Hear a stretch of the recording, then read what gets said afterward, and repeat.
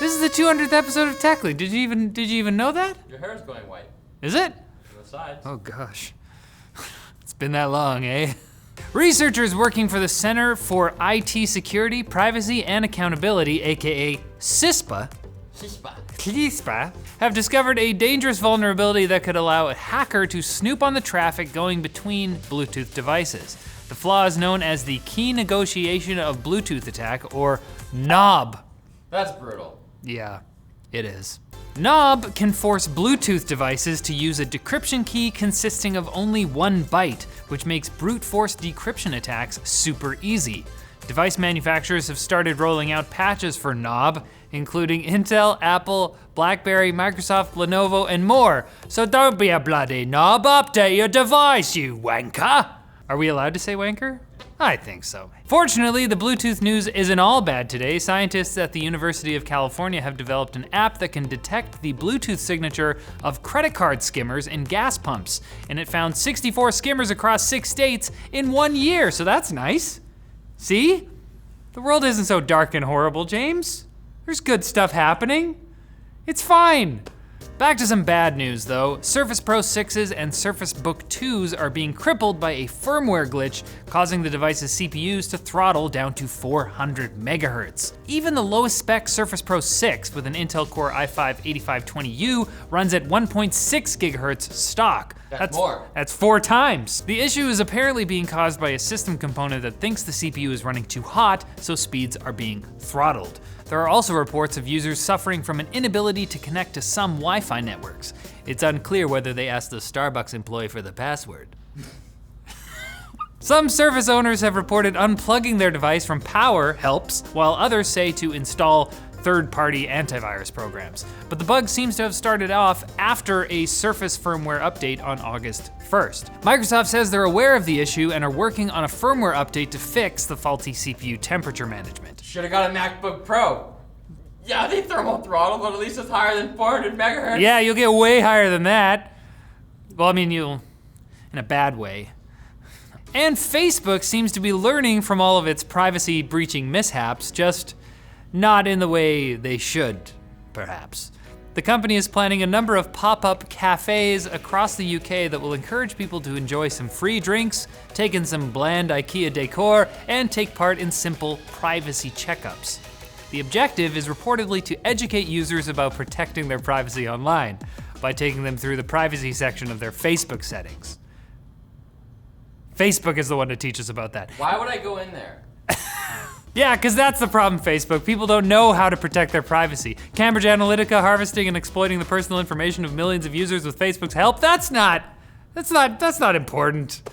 I should have never installed this service. Oh, I should have never used Facebook, right. Now it's time for Quick Bits, brought to you by Brilliant's Daily Challenges. Brilliant believes that becoming great at math, science, or computer science doesn't have to be dull. So they built a problem-solving website and app with over 50 interactive courses chock full of storytelling, code writing, and interactive challenges built for ambitious and curious people. Like the Scientific Thinking course, which helps you develop a solid foundation in physics while playing with puzzles. Yay! They're a great complement to watching educational videos that will help you master all kinds of technical subjects and discover deep truths in unexpected places.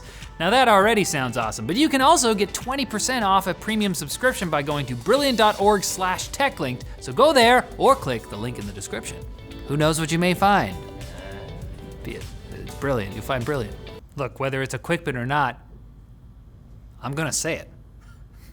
What, Alex? Folks, we might have a GeForce RTX 2080 Ti Super on our hands if a new listing in IDA64's changelog is any indication. Batten down the hatches. There's a storm coming. Stock up on TP.